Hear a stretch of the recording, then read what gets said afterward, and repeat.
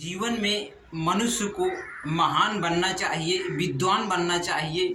वो चाहे भी जिस भाषा का यूज करे, हिंदी, इंग्लिश, फारसी, चाहे जिस वाणी का प्रयोग करे, लेकिन उसे कभी भी अभिमान नहीं करना चाहिए। उसके पास चाहे जितना भी ज्ञान आ जाए, लेकिन उसे कभी भी अपने ज्ञान का कभी अहंकार नहीं करना चाहिए। उसे अपने ज्ञान को भगवान का प्रसाद समझना चाहिए कि भगवान ने हमें ये कला दिया है और इस कला को हम लोगों तक पहुंचाएं ताकि लोग हमारा नाम लें और भगवान भी हमारे इस कला से खुश रहें। लेकिन आपके पास चाहे जिस प्रकार की भी कला हो, लेकिन आप अपने माँ बाप से ऊंचा कभी भी नहीं आप बन सकते हो, क्योंकि बेटा बेटा ही रहेगा और पिता पिता ही रहेगा। लेकिन एक पिता अपने बेटे को बहुत दूर पढ़ाने के लिए भेजता है, विदेश। वो विदेश में पढ़ाई करके आता है 5 साल बाद, और वहाँ से आता है तो वो अपनी माँ से बोलता है कि माँ, मैं विदेश से पढ़ाई करके आया हूँ और मैं एक कला भी सीख करके वहाँ से आया हूँ, क्योंकि मैं सही को झूठ बना देता हूँ और झूठ को सही बना देता हूँ।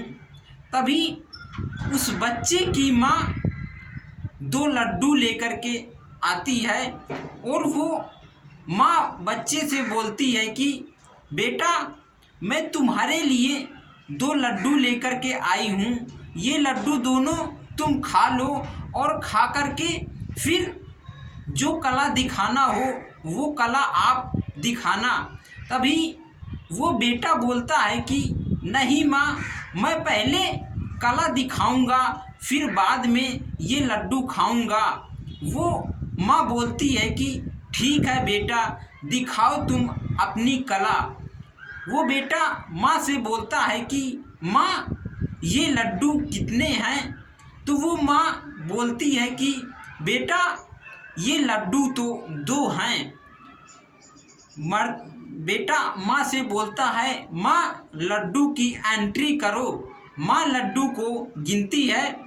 एक बेटा कहता है कि सही है, और माँ फिर दूसरा लड्डू उठाती है। माँ दूसरे लड्डू को बोलती है कि 2। बेटा बोलता है हाँ माँ सही है। फिर बेटा बोलता है 3। माँ बोलती है कि बेटा, इसमें 3 लड्डू नहीं हैं, इसमें तो लड्डू तो 2 ही हैं, लेकिन फिर तुम 3 क्यों बोल रहे हो?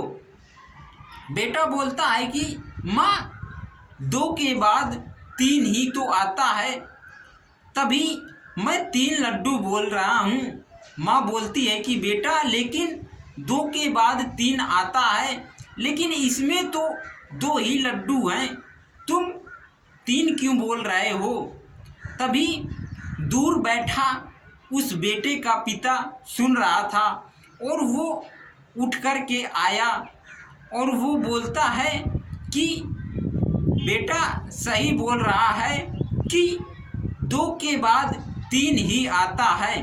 तभी उस पिता ने एक लड्डू उठाया, उस लड्डू को उस लड़के के माँ को दिया और दूसरा लड्डू खुद ले लिया और उस लड़के से बोलता है, बेटा तीसरा लड्डू तुम खा लो।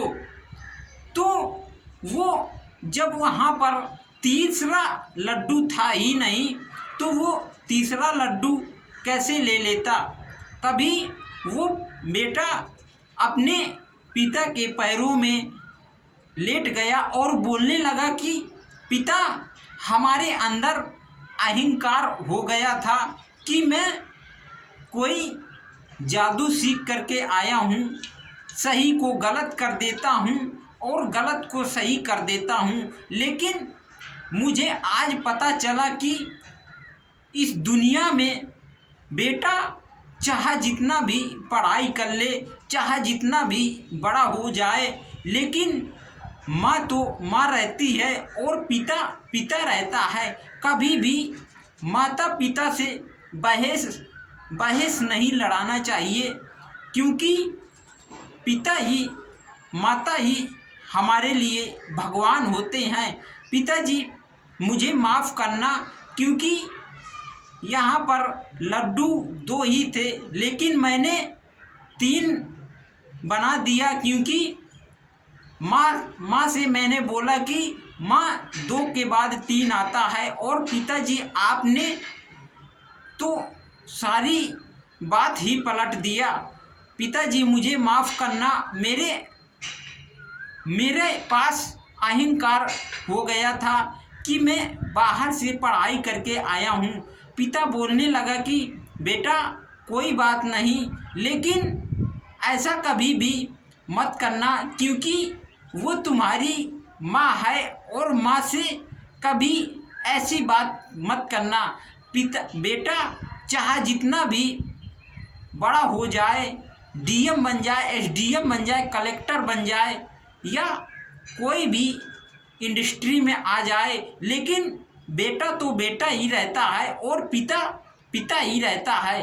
कभी बेटे को अपनी किसी भी कला का अहंकार माँ बाप के सामने कभी भी नहीं दिखाना चाहिए, क्योंकि आजकल लोग ऐसा करते हैं कि बेटा को पढ़ा लिखा देते हैं बाहर विदेशों में, और बेटा जब पढ़ लिख जाता है तो बेटा माँ बाप को वृद्धा आश्रम छोड़ आता है।